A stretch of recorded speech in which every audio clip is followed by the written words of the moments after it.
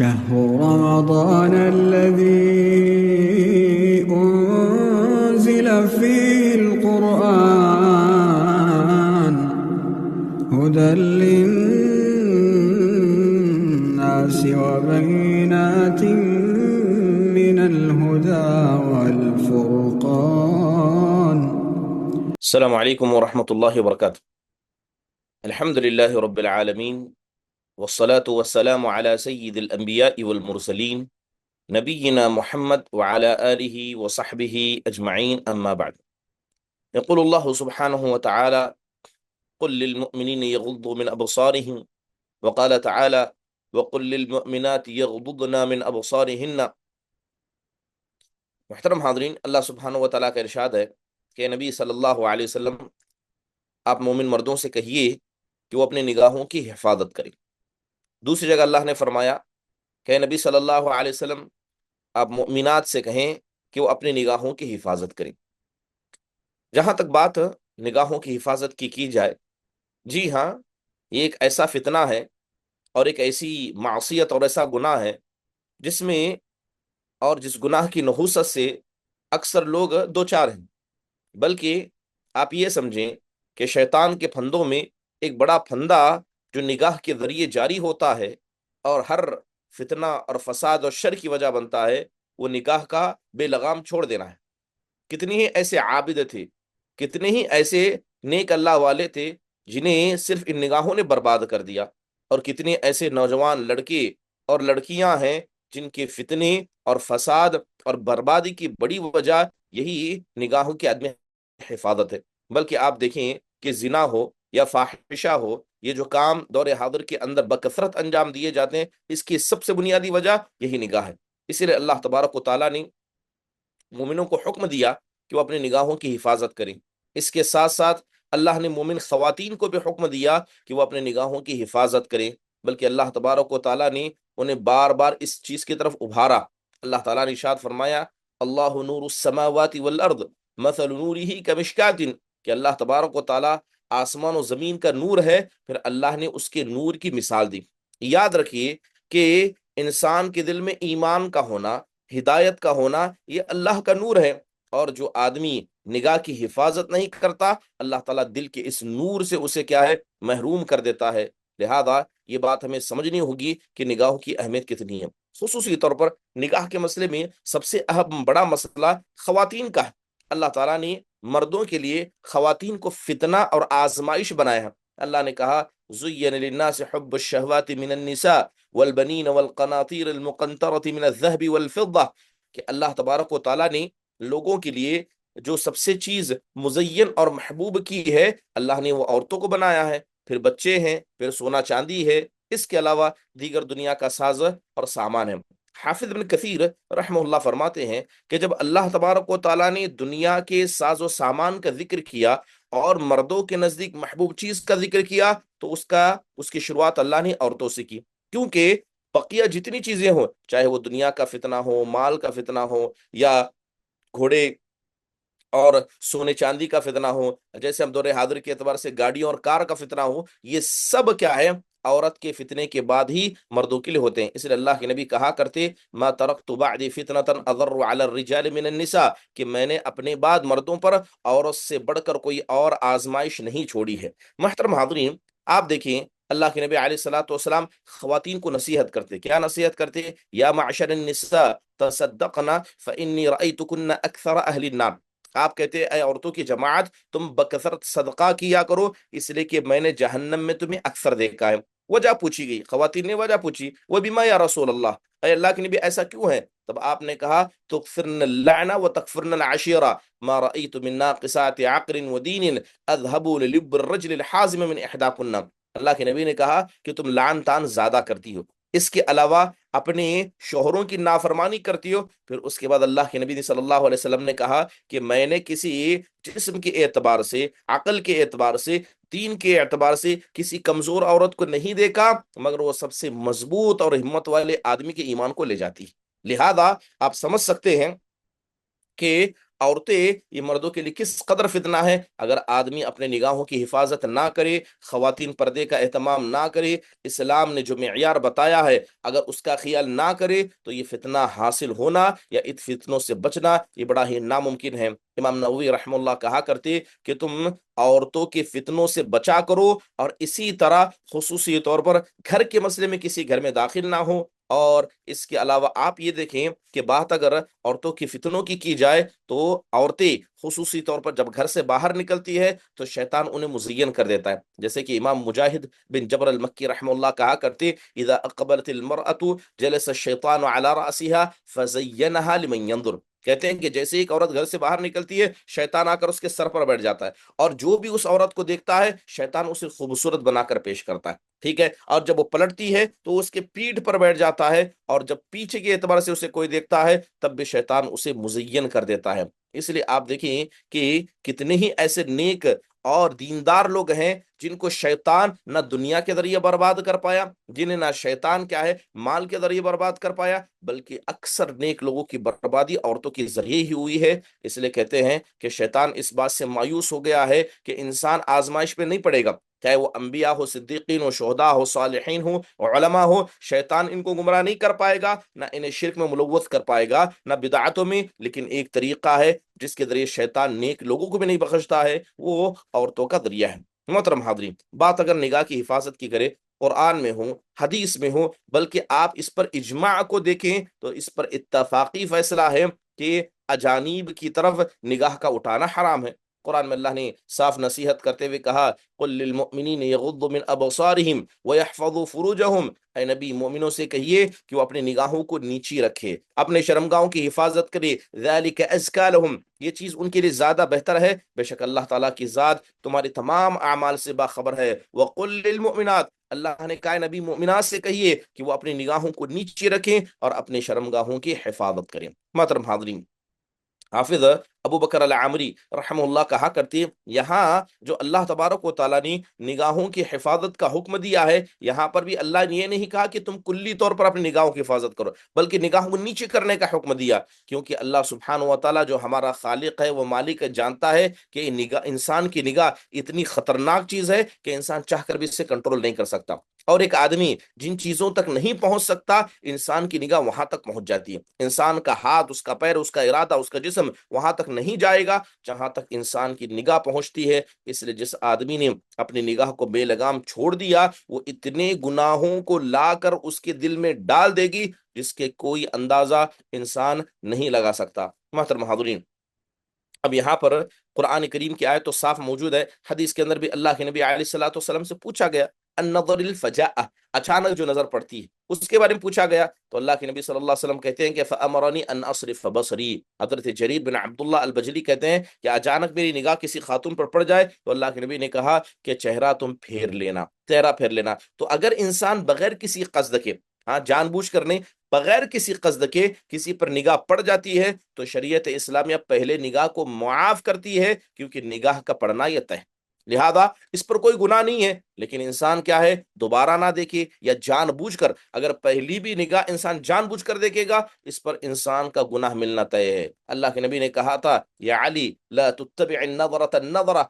فإنما لك الأولى وليس لك الآخرة، اللہ کے نبی نے حضرت علی سے کہا تھا اے علی ایک نگاہ کے بعد دوسری نگاہ نہ دوڑانا، پہلی تو معاف ہے لیکن دوسری تمہارے لیے معاف نہیں کی گئی ہے، بلکہ حدیث کے اندر یہ بھی کہا گیا کہ ہر ابن آدم پر اللہ نے زنا کو لکھ دیا ہے، مدرک ذلک لا محالہ، کوئی انسان اس سے بچ نہیں سکتا۔ آنکھ کا زنا دیکھنا ہے، کان کا زنا غلط باتوں کو سننا ہے، زبان کا زنا گفتگو کرنا ہے، ہاتھ کے زنا چیزوں کو پکڑنا ہے، پیر کا زنا آگے چلنا ہے، اور دل کا زنا کیا ہے خواہش رکھنا، تمنا کرنا ہے، اور شرمگاہ کا زنا اس کی تصدیق کرنا یا تکذیب کرنا ہے۔ تو گویا اللہ کے نبی صلی اللہ علیہ وسلم نے نگاہ کو، بولنے کو، سننے کو، ان سب کو کیا ہے زنا کہا، کیونکہ یہ ساری چیزیں زنا کی طرف انسان کو لے جاتی ہیں۔ حقیقی زنا جو جسم سے ہوتا ہے یہ انسان دیکھ کر، سن کر، انہی چیزوں کے ذریعے ہی انسان وہاں تک پہنچتا ہے، اس لیے اللہ کے نبی علیہ الصلوۃ والسلام نے کیا ہے اس کا حکم دیا۔ حدیث پر غور کریں گے تو آپ کو پتا چلے گا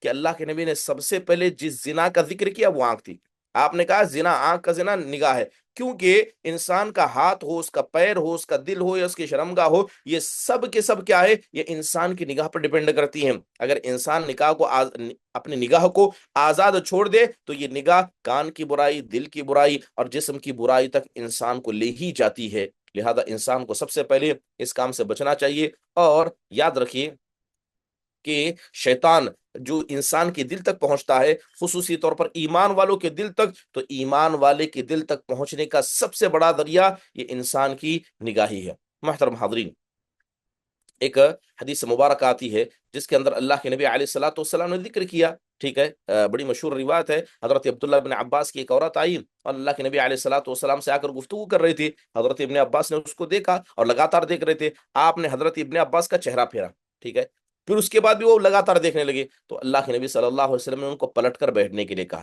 کیونکہ یاد رکھیے کہ اللہ تبارک و تعالیٰ نے عورتوں کو، شیطان کو کیا ہے، مسلط کر دیا ہے اس اعتبار سے مردوں پر کہ جب بھی کسی عورت کو دیکھیں گے شیطان انہیں خوبصورتی بنا کر پیش کرے گا، وہ مردوں کی نگاہوں میں خوبصورتی نظر آئیں گی، لہذا اس کی طرف انسان کی نگاہ پڑتی ہے، بسا اوقات انسان اس کی حفاظت نہیں کر پاتا۔ محترم حاضرین، بات اگر نگاہوں کی حفاظت کی ہے، ابن تیمیہ رحمہ اللہ نے اس کو دو حصوں میں بانٹا، کہا کہ نگاہوں کی حفاظت دو طرح بھی ہیں، یعنی قرآن میں جو نگاہوں کی حفاظت کا حکم دیا وہ دو طرح کا ہے، ایک تو شرمگاہوں سے نگاہوں کی حفاظت کرنا، اور دوسرا جسم میں بھی ایسی جگہ سے نگاہ کی حفاظت کرنا جو شہوت کی جگہ، ٹھیک ہے، ایک تو کہ انسان کسی عورت کو ویسے نہ دیکھے، یعنی بغیر برقعے وغیرہ کے نہ دیکھے، اور دوسری چیز ہے کہ اگر برقعے کے ساتھ بھی دیکھے تو اس کے فتنوں کی جگہ پر اپنی نگاہ کو نہ ڈالے، اس کے فتنوں کی جگہ پر اپنی نگاہ کو نہ ڈالے۔ تو کہتے ہیں کہ ان دو چیزوں سے شریعت اسلام نے ہمیں منع کیا، بلکہ اگر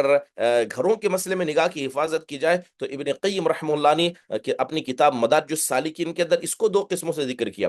پہلے کہتے ہیں کہ کپڑوں کے اندر جھانکنا، دوسرا یہ ہے کہ دروازوں کے اندر جھانکنا۔ کپڑوں کے اندر جھانکنا یعنی جسم کو دیکھنا ہے، اور دروازوں کے اندر جھانکنا یعنی جو عورتیں گھر کے اندر موجود ہیں اسے دیکھنا، چاہے آپ دروازے کے تھرو دیکھیں یا کسی اور راستے سے دیکھیں، تو شریعت اسلام نے ان دونوں چیزوں سے، چاہے وہ کپڑوں کے اندر ہو یا دروازوں کے اندر ہو، یا جیسے ابن قیم رحم اللہ نے کہا کہ کسی عورت کو بغیر کپڑے کے ہو یا ان برقعے کے ساتھ بھی ان کی شہوت کی جگہ کے دیکھنے کو ہو، شریعت اسلام نے ان تمام چیزوں سے ہمیں منع کیا ہے۔ بلکہ قرآن میں اللہ تبارک و تعالیٰ نے گھر کو پردہ بتایا کہ جو گھر انسان کا ہے وہ سب سے بہترین عورت کے لیے برقع ہے، اگر وہ گھر کے باہر نکلے ہی نہ تو سمجھ لیجئے کہ اللہ تعالیٰ نے اس کی سب سے بہترین حفاظت کر دی۔ اس لیے اللہ کے نبی علیہ الصلوۃ والسلام عورتوں کو گھر میں رہنے کا حکم دیتے، کیونکہ عورت کا گھر اس کے لیے سب سے پہلا حجاب ہے، سب سے پہلا حجاب عورت کا اس کا اپنا گھر ہے، اس کے بعد اگر ضرورت کی بنیاد پر گھر سے نکلتی ہے تو اس کا کپڑا، حجاب کا کپڑا اس کے لیے حجاب ہے۔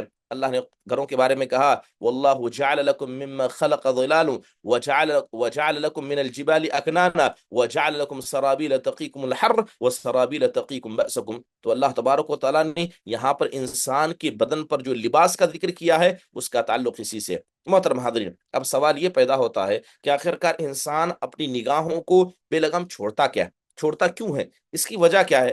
علماء نے بہت ساری وجوہات کا ذکر کتابوں کے اندر کیا ہے۔ قرآن و حدیث کو پڑھنے سے چند وجوہات ہماری نگاہوں کے سامنے آتے ہیں جس کی وجہ سے انسان اپنی نگاہوں کی حفاظت نہیں کرتا۔ سب سے پہلی بنیادی وجہ ہے انسان کے دل میں حیا کا کم ہونا، کیونکہ دل یہ منبع اور مرکز ہے، یہ دل کیا ہے؟ انسان کے لیے منبع اور مرکز ہے، لہذا جب انسان اپنے دل کے اندر حیا کو نہ رکھے تو سمجھ لیجئے یہ چیز وجہ بنے گی۔ کس چیز کی وجہ بنے گی؟ نگاہوں کی ادب حفاظت کی وجہ بنے گی۔ بسا اوقات حیا نہ ہونا یہ ایمان کے ختم ہونے کی علامت بن جاتی ہے۔ اس لیے اللہ کے نبی علیہ الصلوۃ والسلام کہا کرتے ان لکل دین خلقا وان خلق الاسلام حیا، کہ ہر دین کے اندر ایک اخلاق کا حصہ ہے جو پورے دین کو مضبوط رکھتا ہے، اور اسلام کے اندر اخلاق کا وہ حصہ جو ایک آدمی کے اسلام کو باقی رکھتا ہے وہ حیا ہے۔ آپ دیکھیں کہ جگہ بجگہ اللہ کے نبی نے حیا کو ایمان سے جوڑا، اور اللہ کے نبی علیہ الصلوۃ والسلام نے گویا ایک دوسرے کو لازم اور ملزوم قرار دیا ہے۔ ایک آدمی کا گزر ہوا، اللہ کے نبی صلی اللہ علیہ وسلم نے دیکھا کہ حیا کے مسئلے میں اپنے بھائی کو ڈانٹ رہا تھا، کہہ رہا تھا کہ تم کو اتنی حیا نہیں کرنی چاہیے، تب اللہ کے نبی نے کہا دعہ فإن الحیاء من الایمان، آپ نے کہا کہ اگر تمہارا بھائی حیا کرتا ہے تو اس کو کرنے دو، اسے روکو مت، اس لیے کہ حیا ایمان کا حصہ ہے، یعنی حیا تمام خیر کا منبع اور مرکز ہے۔ بلکہ ایک حدیث میں آپ نے صاف یہ بات کہہ بھی دی، الحیاء خیر کلہ، کہ حیا جو ہے یہ مکمل خیر ہے۔ لہذا اگر انسان اللہ تبارک و تعالیٰ کے مسئلے میں حیا کو نہ رکھے تو ظاہری بات ہے اس کام کو انجام دے گا۔ دوسرا ہے ایمان کی کمزوری، کیونکہ انسان کا جب ایمان کمزور ہو جاتا ہے، اس کے دل میں اللہ کا ڈر کم ہو جاتا ہے، لوگوں سے وہ ڈرنا کم کر دیتا ہے۔ جب وہ لوگوں سے کیا ہے ڈرتا ہے لیکن اللہ سے نہیں ڈرتا ہے، تب وہ اپنی نگاہوں کو بے لگام چھوڑ دیتا ہے۔ اور اللہ نے سورہ غافر میں کہا یعلم خائنۃ الاعین، کہ اللہ تبارک و تعالیٰ نگاہوں کی بددیانتی کو جانتا ہے، کہ ایک آدمی کسی خوبصورت عورت کی طرف دیکھے یا کسی گھر کے اندر جھانکے یا اپنی نگاہوں کو عام چھوڑ دے، اللہ تبارک و تعالیٰ اس کی ہر نگاہ کو جانتا ہے کہ اس کی نگاہ کہاں پڑی ہے اور کس قدر اس نگاہ نے اس کے دل پر اثر ڈالا ہے۔ اللہ تمام قسم کی ان نگاہوں کی خیانتوں کو جانتا ہے۔ تیسری وجہ جو بنیادی طور پر ہمیں یہ سمجھ میں آتی ہے کہ انسان کو نگاہ کے بے لگام چھوڑنے کے نقصانات شاید یاد نہ ہوں یا وہ بھول جائے، لہذا جب انسان کسی چیز کی سزا کو بھول جاتا ہے تو اس گناہ کو انجام دینے لگتا ہے۔ محترم حاضرین، نگاہوں کے بے لگام چھوڑ دینا بسا اوقات یہ انسان کو کیا ہے جانوروں کے درجے پر لے جاتی ہے۔ آپ دیکھیں کہ جب اللہ تبارک و تعالیٰ نے جنت و جہنم کو پیدا کیا، صحیح مسلم شریف کی روایت کے مطابق حضرت ابو ہریرہ کہتے ہیں اللہ کے نبی کہا کرتے حفت الجنت بالمکارہ وحفت النار بالشہوات، کہ اللہ نے جنت کو مکروہ چیزوں سے جوڑ دیا ہے، اللہ نے اس کے ارد گرد مکروہ چیزیں یعنی جو انسان کو کرنے میں ناپسند آئے ان چیزوں سے گھیر دیا ہے، اور اللہ تعالیٰ نے جہنم کو کیا ہے شہوتوں سے گھیر دیا ہے جس کے کرنے میں انسان کو لذت آتی ہے۔ محترم حاضرین، تو یہ بات سمجھنی ہوگی کہ دل تک پہنچنے کا سب سے بڑا ذریعہ انسان کی نگاہ ہے، اور انسان کے احساس اس کے جذبات کو ابھارنے کا سب سے بڑا ذریعہ نگاہ ہے۔ لہذا انسان اگر نگاہ کی حفاظت نہ کرے، آپ دیکھیے ابن قیم رحمہ اللہ کہا کرتے کہ اکثر محبتیں جو مردوں کے دل میں پیدا ہوتی ہیں وہ نگاہ کی وجہ سے، اور اکثر شہوتیں جو دل میں مردوں کی پیدا ہوتی ہے وہ نگاہ کی وجہ سے۔ اسی لیے آپ دیکھیے کہ اگر انسان اپنی نگاہ کی حفاظت نہ کرے تو اس کا دل بھی محفوظ نہیں رکھتا، اور اگر دل محفوظ نہ ہو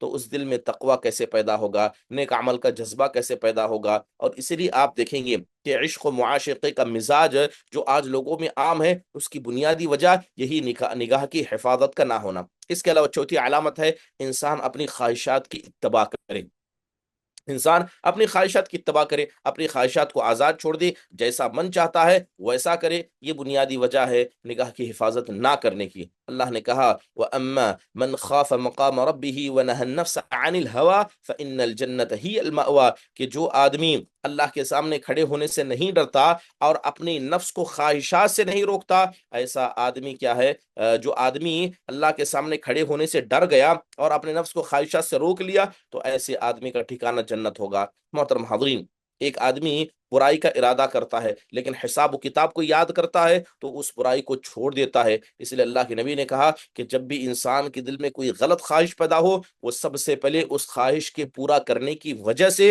جو سزا اللہ دینے والا ہے اس کو یاد کر لے تو اس کے دل سے وہ خواہش بھی ختم ہو جائے گی۔ اس کے علاوہ پانچویں بنیادی وجہ جو انسان کے نگاہ کے عدم حفاظت کی وجہ اور سبب بنتی ہے وہ برے لوگوں کی صحبت ہے۔ ٹھیک ہے، جب انسان برے ساتھی کا اختیار کرتا ہے جو اپنی نگاہ کی حفاظت نہیں کرتا، مرد ہے تو عورتوں کے بارے میں زیادہ گفتگو کرتا ہے، عورتیں ہیں تو مردوں کی اور ان کے حسن کے بارے میں گفتگو کرتی ہیں، تو لہذا ایسے برے ساتھی بسا اوقات انسان کو کیا ہے اسی ہلاکت کی طرف لے جاتے ہیں۔ اس کے علاوہ جیسے آخری درس میں اختلاط کا ذکر کیا گیا تھا کہ مردوں عورتوں کا، اجنبی مردوں عورتوں کا علم کی جگہ پر ہو، مسجدوں کی جگہ پر ہو، ہاسپٹل ہو، بس ہو، ٹرین وغیرہ ہو، یا اس کے علاوہ پبلک پلیٹ فارم ہو، ان تمام جگہوں پر آج کل جو اختلاط ہو گیا، مردوں عورتوں کا ایک دوسرے کے ساتھ ملنا ہو گیا ہے، سبحان اللہ، یہ بڑی بنیادی وجہ ہے نگاہوں کی حفاظت کے نہ ہونے کا۔ لہذا اگر عورتیں گھر میں باقی رہیں، مرد اپنے کام سے کام رکھیں تو اختلاط کی وجہ بالکل پیش نہیں آئے گی۔ محترم حاضرین، قصہ یوسف کے اندر اس بات کو ہم دیکھیں گے، اس بات کو دیکھیں گے کہ برائی کی وجہ یہ اختلاط ہوا تھا۔ حضرت یوسف علیہ السلام جوان ہوئے ہیں، بچپن انہوں نے گزارا ہے، ایک لمبا عرصہ گزارا، لیکن جیسے ہی حضرت یوسف کو اس عورت نے گھر میں اکیلا پایا، یعنی جہاں اختلاط ہوا وہ زنا کے لیے آگے بڑھی ہے، وہ زنا کے لیے آگے بڑھی ہے۔ جیسے قرآن میں اللہ نے کہا وَرَاوَدتُّهُ الَّتِي هُوَ فِي بَيْتِهَا عن نفسه وغلقت الابواب وقال هيت لك، کہ جب اس نے حضرت یوسف کو گھر میں اکیلا دیکھا، روم میں کمرے میں اکیلا دیکھا، تو اس نے گھر کے دروازوں کو بند کر لیا اور کہا کہ آ جاؤ۔ تو حضرت معاذ نے، حضرت یوسف علیہ الصلوۃ والسلام نے کہا تھا معاذ اللہ انہ ربی احسن مثوایا انہ لا یفلح الظالمون، کہا کہ میں اللہ کی پناہ مانگتا ہوں، میرے رب نے مجھے بڑا بلند مقام عطا کیا ہے، اور یاد رکھنا کہ ظالم کبھی کامیاب نہیں ہوتے ہیں۔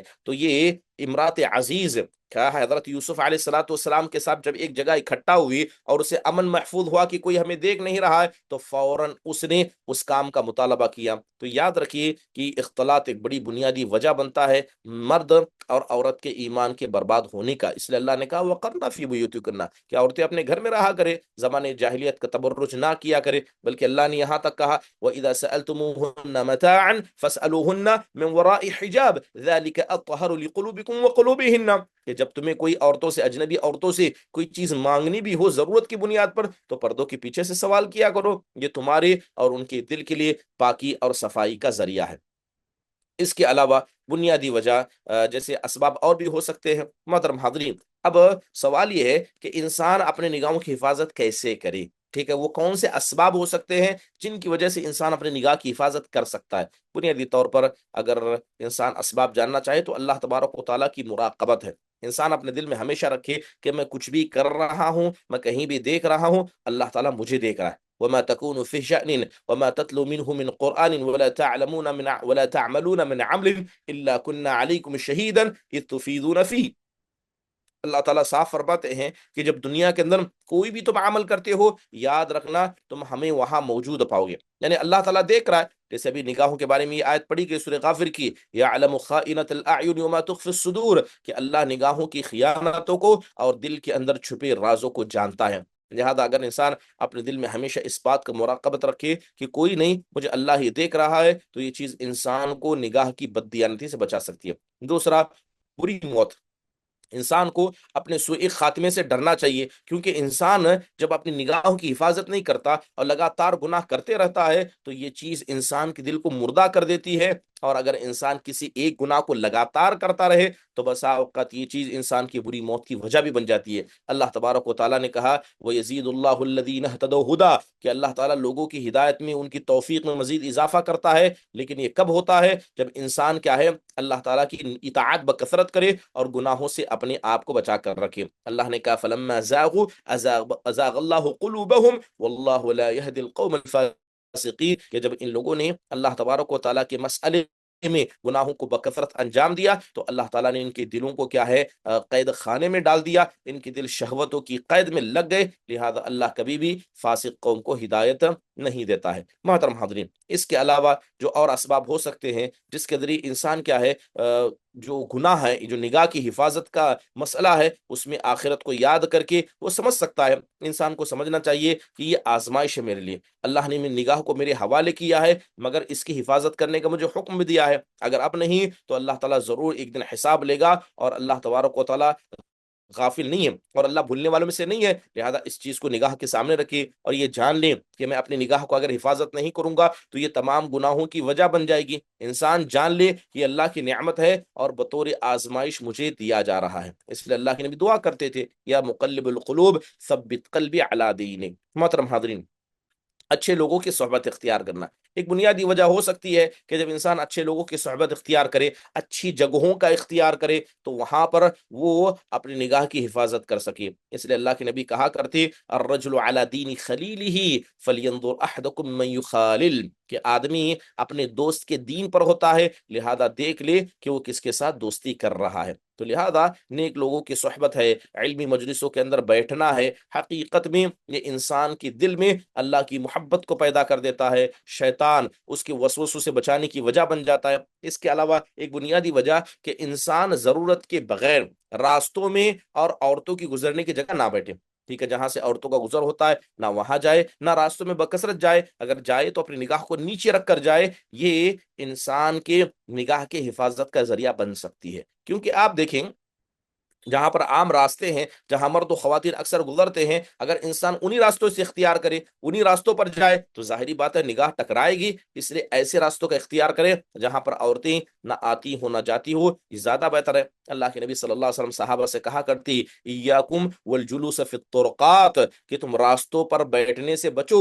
تو صحابہ نے کہا، اے اللہ کے نبی، ہماری وہی مجلسیں ہیں، ہم وہاں تجارت کرتے ہیں، ہمارا بیٹھنا ضروری ہے۔ تب آپ نے کیا کہا، فَإِذَا أَبَيْتُمْ إِلَّا الْمَجْلِسَ، اگر تم وہاں بیٹھنا ہی چاہتے ہو تو راستے کا حق ادا کرو۔ تو صحابہ نے پوچھا، وَمَا الطَّرِيقُ وَمَا حَقُّ الطَّرِيقِ یا رسول اللہ، اے اللہ کے نبی پھر راستے کا حق کیا ہے وہ بھی بتا دیجئے۔ تو آپ نے کہا، غض البصر وکف الاذى ورد السلام والامر بالمعروف والنهي عن المنکر۔ آپ نے کہا کہ نگاہوں کو نیچے رکھنا ہے، تکلیف دینے سے بچنا ہے، سلام کا جواب دینا ہے، بھلائی کا حکم دینا ہے، برائی سے منع کرنا ہے۔ اگر یہ کام کر لو گے تو سمجھ لینا کہ ضرورت کی بنیاد پر تم راستوں میں بیٹھ سکتے ہو، اسلام اس بات کی اجازت دیتا ہے۔ اس کے علاوہ نگاہوں کی حفاظت کا ایک بہترین ذریعہ سبب یہ ہے کہ اللہ تبارک و تعالیٰ نے جو چیزیں آپ کی نگاہوں کے لیے حلال کی ہیں، اس میں اپنے نگاہوں کو لگا دیجئے، اس میں اپنے نگاہوں کو لگا دیجئے، اللہ تعالیٰ حرام سے بچا دے گا۔ بات اگر عورتوں کی کرے، اللہ تبارک و تعالیٰ نے ہمیں بیویاں عطا کی ہیں، اللہ تبارک و تعالیٰ نے گھر کے اندر عورتیں رکھی ہیں جن کو دیکھنا درست ہے، جنہیں دیکھ کر انسان اپنے دل کو سکون پہنچا سکتا ہے۔ بیٹیاں ہیں، گھر کے اندر ماں ہیں، بہن ہے، اور اگر شہوت کے اعتبار سے کہا جائے تو بیویاں ہیں۔ تو اللہ تبارک و تعالیٰ نے نکاح کے مسئلے میں حلال چیزیں ہمارے سامنے رکھی ہیں۔ اس کے علاوہ دنیا کے جو خوبصورت مناظر ہیں ان کی طرف انسان دیکھے، لیکن حرام چیزوں کے مسئلے میں انسان اپنی نگاہوں کی حفاظت کرے۔ اللہ کے نبی نے کہا تھا، ان المرأة تقبل فی صورت شیطان وتدبر فی صورت شیطان فاذا ابصر احدکم امرأة فلیأتی اہلہ فان ذلک یرد ما فی نفسہ۔ اللہ کے نبی نے کہا کہ جب ایک عورت آتی ہے تو وہ شیطان کی شکل میں آتی ہے، جب وہ جاتی ہے تو شیطان کی شکل میں جاتی ہے۔ لہذا تم میں کا کوئی آدمی اگر کسی عورت کو دیکھ لے اور اس کی خوبصورتی اس کے دل میں بیٹھ جائے، اللہ کے نبی کہتے ہیں کہ وہ اپنے اہل خانہ کے پاس آئے اور ان کے پاس آ کر ضرورت کو پورا کرے، تو اللہ تبارک و تعالیٰ اس دل کے میل کو دل سے نکال دیتا ہے، وہ جو دل کے اندر بات بیٹھ گئی تھی اسے ختم کر دیتا ہے۔ تو پتہ یہ چلا کہ جب انسان حلال چیزوں کا استعمال کرتا ہے تو وہ حرام چیزیں جو دل میں آ کر بیٹھ بھی گئی تھی، اللہ سبحانہ و تعالیٰ ان کو یہاں سے دل میں ہٹا دیتا ہے۔ تو یہاں پر دو چیزیں ہم کو سمجھ میں آئی۔ پہلی چیز یہ ہے کہ حلال کا استعمال، اس میں ثواب بھی ہے اور گناہوں سے بچنے کا ذریعہ بھی ہے۔ اور یاد رکھیے کہ جب انسان حلال چیزوں کے مسئلے میں اللہ سے ڈرتا ہے تو اللہ تبارک و تعالیٰ حرام چیزوں کے مسئلے میں بھی اسے بچا لیتا ہے۔ اس کے علاوہ اللہ کے نبی صلی اللہ علیہ وسلم نے جو طریقے بتائے اس پہ کیا ہے، گھر میں داخل ہونے کے آداب کا خیال کرنا، کسی گھر میں داخل ہونے کے آداب کا خیال کرنا، اس سے بھی نگاہوں کی حفاظت ہو سکتی ہے۔ آپ کسی کے گھر میں جائیں، اجازت لے کر جائیں، اور کسی راستے اور محلے سے گزرنا ہو جہاں پر کسی کے خاص گھر وغیرہ ہے تو وہاں پر اجازت لے کر جائیں۔ تو بسا اوقات اجازت لے کر گھر میں آنا یہ بہت ساری نگاہوں کی بددیانتی سے انسان کو بچا لیتی ہے، اور قرآن میں اس کا حکم بھی ہے۔ اللہ نے کہا، یا ایھا الذین آمنوا لا تدخلوا بیوتا غیر بیوتکم حتی تستأنسوا وتسلموا علی اہلہا۔ اللہ کہتا ہے کہ ایمان والو، اپنے گھر کے علاوہ دوسروں کے گھر میں داخل مت ہو یہاں تک کہ وحشت کو ختم کر دو اور ان گھر والوں پر تم سلام کو نہ پیش کر دو۔ تو لہذا اللہ تبارک و تعالیٰ حکم دیتا ہے کہ کسی کے گھر بغیر اجازت کے نہیں جایا جاتا ہے۔ اور حکم کیوں دیا گیا؟ جیسے آپ نے کہا، انما جعل الاستئذان من اجل البصر، کہ اجازت لینے کا حکم یہ نگاہ کی حفاظت کی خاطر حکم دیا ہے۔ کہیں انسان اچانک کسی کے گھر میں داخل ہو جائے اور ہو سکتا ہے کہ گھر کی عورتوں پر نگاہ پڑ جائے، یا ہو سکتا ہے کہ جسم پر نگاہ پڑ جائے، تو شریعت اسلامیہ نے اس چیز کو منع کیا۔ لہذا انسان جب اجازت لینے کے آداب کو سیکھ لے اور اس پر عمل کر لے تو قریب ہے کہ اللہ سبحانہ و تعالیٰ اسے نگاہ کی حفاظت کا ذریعہ عطا فرمائے۔ اس کے علاوہ نگاہ کی انسان حفاظت کرنا چاہتا ہے تو نگاہ کی حفاظت پر جو ثواب، جو فائدے بتائے گئے اس پر انسان غور کرے کہ نگاہ کی حفاظت کرنے سے کتنے فائدے ہوتے ہیں۔ سب سے پہلی بات کہ انسان کا دل کیا ہے، مطمئن رہتا ہے، اللہ دل سے دنیا کی گندگیوں کو دور کر دیتا ہے۔ اور اگر کوئی آدمی نگاہ کی حفاظت کرے، اللہ دل میں نور عطا کرتا ہے، چہرے پر اللہ روشنی عطا کرتا ہے، اور اللہ تبارک و تعالیٰ اس کے جس دل سے کیا ہے ظلمت و تاریکی کو لے جاتا ہے، اللہ تعالیٰ انسان کو عقل سلیم عطا کرتا ہے۔ ٹھیک ہے، اس کے علاوہ علم کے راستے اس کے لیے کھول دیتا ہے، علم کے دروازے اس کے لیے کھول دیتا ہے، اور دل اللہ تعالیٰ اس کا مضبوط کر دیتا ہے کہ اس کے اندر بہادری آ جاتی ہے، اس کی دل کے اندر شجاعت آ جاتی ہے، اور حق بات کہنے کا جذبہ آ جاتا ہے۔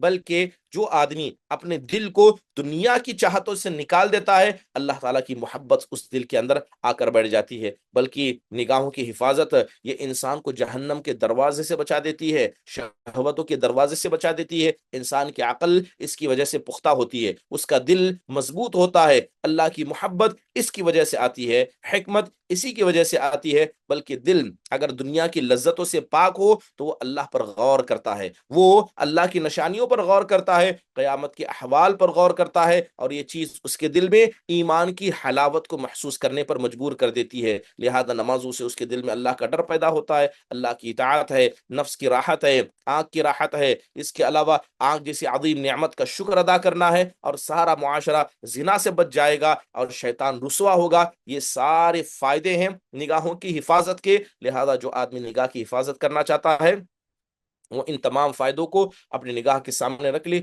امید ہے کہ اللہ سبحانہ و تعالیٰ اس کا فائدہ اسے عطا کرے گا۔ محترم حاضرین، اس کے علاوہ آپ دیکھیں کہ جب بات نگاہ کی ہے تو شریعت اسلامیہ ایسا نہیں کہ تمام نگاہوں کو حرام کرا دیتا ہے، کچھ مسئلے میں نگاہوں کی اجازت دی گئی۔ مثال کے طور پر انسان اگر کسی خاتون سے شادی کرنا چاہتا ہے، اس نے اس کو پیغام دیا ہے تو اسلام اجازت دیتا ہے۔ آپ نے صحابی رسول سے کہا تھا انظر الیہا فانہا فی اعین الانصار شیء، آپ نے صحابی سے کہا تھا کہ تم نے انصاری خاتون کو پیغام دیا، جاؤ اسے دیکھ لو، کیونکہ ان کی نگاہوں میں کوئی چیز موجود ہوتی ہے۔ لہذا اگر کوئی آدمی پیغام دیتا ہے تو اس خاتون کو دیکھ سکتا ہے، اسلام اس بات کی اجازت دیتا ہے۔ لہذا مخطوبہ کی طرف دیکھنا یہ اجازت والی نگاہوں میں سے۔ اس کے علاوہ دوسری اجازت ہے، یہ گواہی کے طور پر ہے۔ اگر انسان کسی خاتون کے خلاف گواہی دینا چاہتا ہے اور وہ اس خاتون کی پہچان کرانا چاہتا ہے، اگرچہ وہ غیر محرم ہے، تو پہچان کرانے کے لیے کیا ہے، آدمی خاتون کے چہرے پر دیکھ سکتا ہے، اسے اسلام اس بات کی اجازت دیتا ہے، اس میں کوئی حرج کی بات نہیں ہے۔ اس کے علاوہ اپنے محارم ہیں، نسب کے ہو یا رضاعت کے ہو، جو مرد کی طرف سے اس کے محارم ہیں، اسلام نے اس کی بات کی اجازت دی ہے۔ اور وہ 7 محارم ہیں جو نسب کی طرف سے ہیں، جیسے ماں ہیں، بیٹیاں ہیں، اور اس کے علاوہ بہنیں ہیں، خالہ ہے، پھوپھیاں ہیں، اس کے علاوہ بھائی کی اور بہن کی بچے ہیں۔ حقیقت میں یہ تمام کے تمام محرمات میں آتے ہیں۔ اس کے علاوہ انسان کے قریبی نسب والے جو حقیقت میں حرامی ہیں، ٹھیک ہے، لیکن کیا ہے، جیسے انسان کے اپنی خالہ سے شادی نہیں کر سکتا، اپنے پھوپھی سے شادی نہیں کر سکتا، لیکن ان کی بچیوں سے شادی کر سکتا ہے، تو لہذا ان کی بچیوں سے انسان ڈرے گا، ان سے نگاہ کی حفاظت کرے گا، مگر ان گھر کی بڑی خواتین سے نہیں کرے گا۔ اس کے علاوہ رضاعت کے اعتبار سے بھی محرمات آتے ہیں، وہ وہی ہیں جو نسب کے اعتبار سے آتے ہیں۔ اس کے علاوہ آپ دیکھیے کہ شریعت اسلامیہ نگاہ کی حفاظت کے حوالے سے اتنا سختی سے برتاؤ کرتی ہے۔ اب ایک اہم بات ہے، اس کی طرف اشارہ کر دوں کہ آپ دیکھتے ہوں گے کہ بہت سارے بچے ہوتے ہیں جو ابھی بالغ نہیں، ٹھیک ہے، میں لڑکوں کی بات کر رہا ہوں، لیکن اللہ تبارک و تعالیٰ نے ایک عجیب سی خوبصورتی ان لڑکوں کو عطا کی ہے، جو امرد جس کو کہا جاتا ہے، جو ابھی کیا ہے، بالغ نہیں ہوئے، بلکہ یوں کہا جائے ان کی مونچھ وغیرہ بھی نہیں آئے ہیں۔ تو شریعت اسلامیہ اگر کوئی خوبصورت بچہ آئے تو اس کی طرف بھی لگاتار نگاہوں کو انسان نہیں لگانا چاہیے، چاہے وہ مرد ہو یا عورت ہو، مرد ہو یا عورت ہو۔ اگر کوئی آدمی کسی ایسے لڑکی کی طرف جو دکھنے میں خوبصورت ہے، اگر انسان اپنی نگاہ کو اس کی طرف لگائے گا اور بار بار دیکھے گا، تو ہو سکتا ہے کہ انسان کے دل میں اس کے حوالے سے شہوت پیدا ہو جائے اور شیطان انہیں گمراہ کر دے، لہذا منع کیا گیا۔ بلکہ اہل علم کہا کرتے تھے، جیسے شیخ الاسلام ابن تیمیہ رحمہ اللہ نے کہا، وَيَحْرُمُ النَّظْرُ بِالشَّهْوَةِ إِلَى النِّسَاءِ وَالْمَرْضَانِ، کہ جس طرح شہوت کی نگاہوں سے عورتوں کو دیکھنا جائز نہیں ہے، اسی طرح ان بچوں کو بھی دیکھنا جائز نہیں ہے جو حقیقت میں خوبصورت ہیں۔ بلکہ بعض اہل علم کہا کرتے کہ جو بادشاہوں کی اولاد ہے ان کو تم دیکھا ہی مت کرو، کیونکہ ان کے اندر وہی خوبصورتی ہے جو ایک کنواری لڑکی کے اندر ہو سکتی ہے، وہی خوبصورتی، کیونکہ بادشاہوں کے بچے بڑے خوبصورت ہوا کرتے تھے۔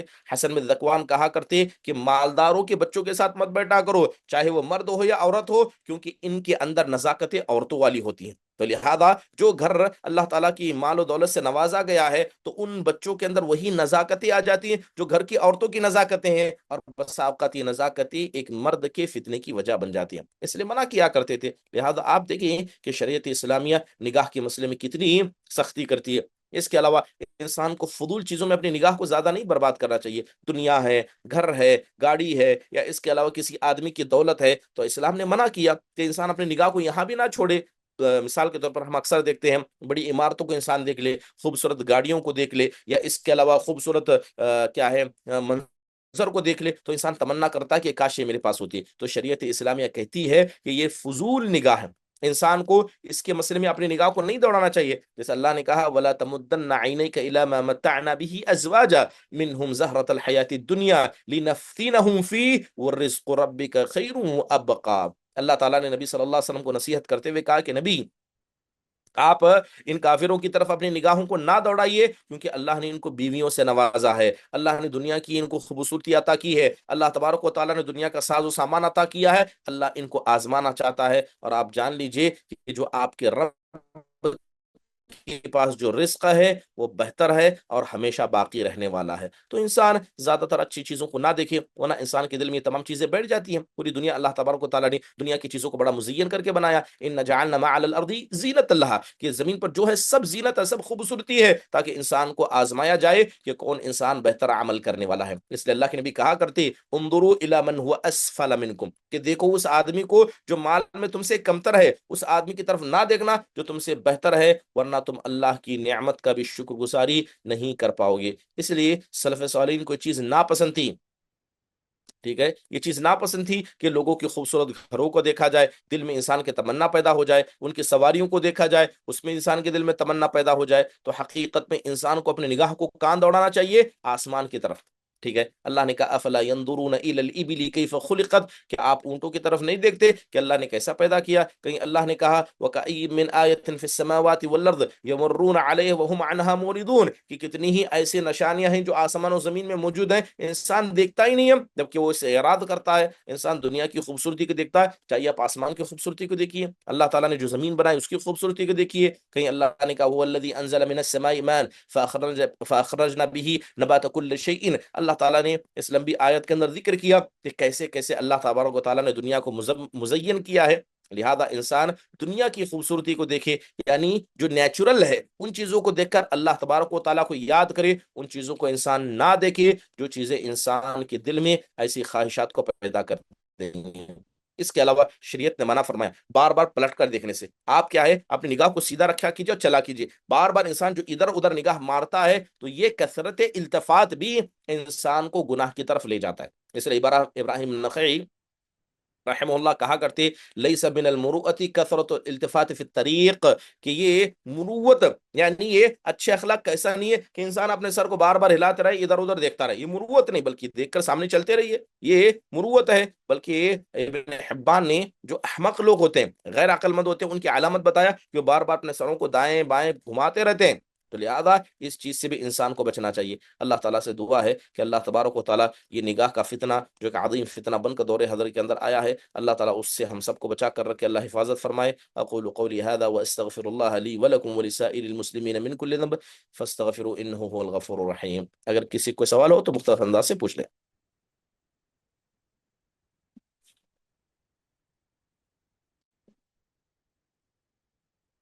رقیہ۔ السلام علیکم ورحمۃ اللہ وبرکاتہ۔ علیکم السلام ورحمۃ اللہ وبرکاتہ۔ ایک یہ سورہ نور کی آیت نمبر 30 میں اور 31، جو آیت نمبر 30 میں پہلے مردوں کو حکم دیا نا کہ اپنی نظریں نیچے رکھو، پھر اگلی آیت میں عورتوں کو، تو اس سے کیا میسج ملتا ہے شیخ؟ کہ مرد پہلے نگاہ کی حفاظت کرنا، عورت بعد میں، ایسا نہیں، ایسا کچھ نہیں ہے۔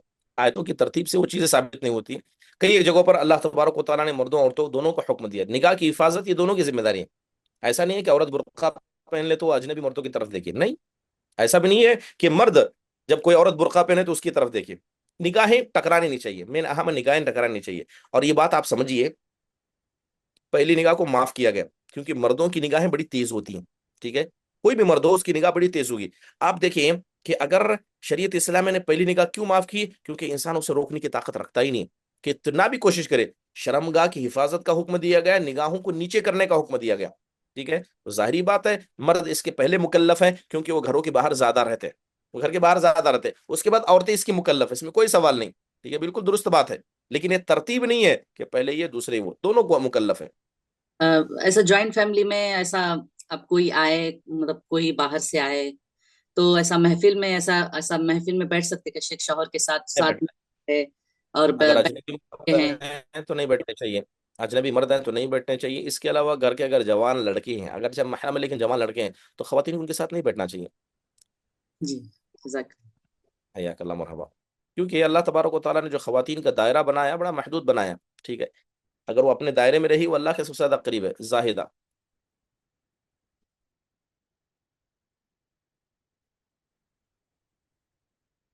شبنم. السلام علیکم ورحمۃ اللہ وبرکاتہ. وعلیکم السلام ورحمۃ اللہ وبرکاتہ. ایک میرے دو سوال ہے. ایک سوال یہ ہے کہ شیخ وہ عشاء کے بعد سورہ سجدہ پڑھتے ہیں تو اس میں جو سجدہ آتا ہے تو وہ کرنا ہوتا ہے کیا؟ کس میں قرآن کی تلاوت کے دوران؟ جی وہ عشاء کے بعد سورہ ملک اور سورہ سجدہ پڑھتے ہیں تو ہاں ہاں، اگر سجدہ آ جائے تو انسان کر لے، بہتر ہے. واجبات میں سے نہیں ہے، لیکن یہ اللہ کے شعائر میں سے انسان کو کر لینا چاہیے. اگر سجدہ ہے تو کر لینا. ڈیلی ڈیلی پڑھتے ہیں تو تب بھی ڈیلی کرنا چاہیے. بالکل بالکل، واجبات میں سے نہیں ہے، لیکن کرنا واجب نہیں ہے، لیکن کر لے زیادہ بہتر ہے. جی ہاں. اور شیخ دوسرا سوال یہ ہے کہ اگر شادی کے لیے لڑکا لڑکی کو دیکھ رہے ہیں تو یہ جائز ہے کیا؟ یعنی شادی کے لیے، ہاں بالکل، بتایا نا، مخطوبہ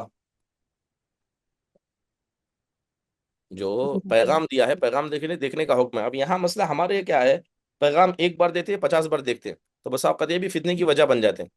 دیکھنا جی شادی کرنے والے کو چاہیے، لیکن پورا آدھا خاندان دیکھتا. یہ بھی بڑے مسائل ہیں جی ہمارے یہاں.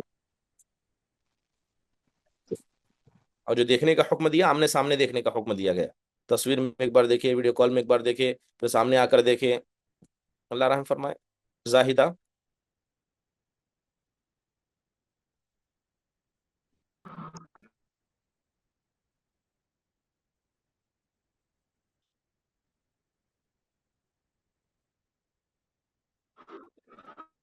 السلام علیکم ورحمۃ اللہ.